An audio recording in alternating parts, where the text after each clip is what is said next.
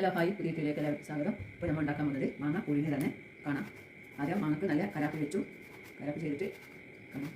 ഇങ്ങനെ മാങ്ങ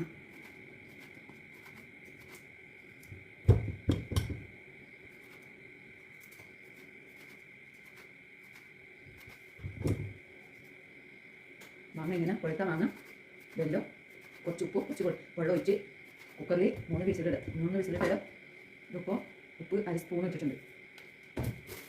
വെള്ളമാണ് പാത്തിന് വെള്ളം ഒഴിക്കണം. പാത്തിന് വെള്ളം ഒരു 1/2 കപ്പ് വെള്ളം നന്നായി ഒഴിച്ചിട്ടുണ്ട്. അപ്പോൾ കുക്കറിന് ഇട്ടിട്ടുണ്ട്. ഗ്യാസ് മേടി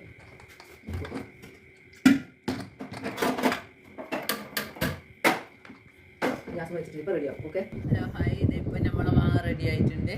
മാങ്ങ പുഴുങ്ങിയത് വെല്ലം ഉപ്പും മാത്രം. വീഡിയോ ഇഷ്ടമെങ്കിൽ ലൈക്കും കമൻറ്റും ചെയ്യും.